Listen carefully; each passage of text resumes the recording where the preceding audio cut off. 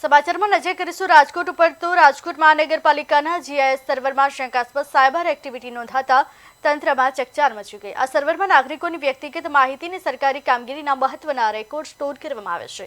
આ પ્રકારની શંકાસ્પદ એક્ટિવિટીને કારણે આ માહિતીની સુરક્ષા સામે હવે પ્રશ્નો ઊભા થયા છે।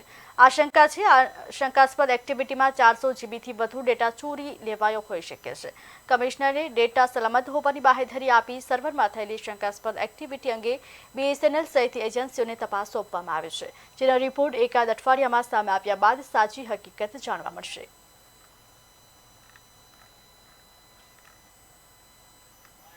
એક પેલી સ્પષ્ટતા કરવાની કે વેબસાઇટ તો બિલકુલ સહી સલામત છે। વેબસાઇટને કોઈ હેક કરવાનો કોઈ પ્રયાસ થયો બી નથી અને આપણને જાણમાં બી નથી।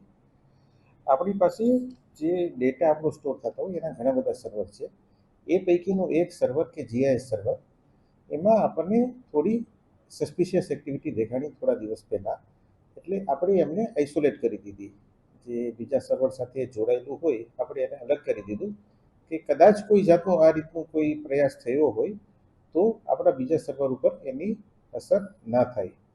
એ પ્રયાસ કર્યા પછી આપણે જે આપણો પાર્ટનર છે બીએસએનએલ છે, આપણા સાયબર સિક્યુરિટીના આપણા જે એક્સપર્ટ છે, વેન્ડર છે, આપણા જીઆઈએસના જે એક્સપર્ટ છે, આપણા જે સર્વરના એક્સપર્ટ છે, એ લોકો આનું રૂટ કોઝ એનાલિસિસ કે મૂળભૂત રીતે આ વસ્તુ શું કામ બની છે, યાંત્રિક ખામીને લીધે બની છે કે કોઈ બહારના પ્રયાસથી બની છે, એ લોકો અભ્યાસ અત્યારે કરી રહ્યા છે। ટૂંક સમયમાં એ લોકોનું તારણ એક બહાર આવી જશે। આ દરમિયાન આપણી જે મિલકત વેરાની સ્કીમ હતી એ આપણે સફળતાપૂર્વક પૂરી કરી શક્યા છીએ। એમાં 60% ઉપર લોકો ઓનલાઈન વેરો ભરતા હોય છે, એમાં કોઈ એની આપણને અસર દેખાડી નથી। આપણે જે બીજા બસના રૂટ વગેરે છે, સવારના જે બસ નીકળે છે ડેપોની બહાર, એ બી આપણા સર્વર ઉપરથી જ આ બધું કામ થતું હોય છે, એમાં પણ આપણને કોઈ તકલીફ પડી નથી। એટલે આપણા જે રૂટીન કામકાજ છે એમાં તો આપણે બિલકુલ કોઈ પ્રશ્ન થયેલો નથી। આપણે ઇન્ટ્રાનેટ કે અલગ ડેટા કેબલથી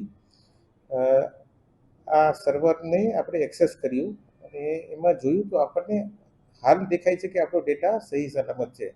એ ડેટા તો ડેફિનેટલી કોઈ લઈ ગયું કે એવું કોઈ વાત નથી।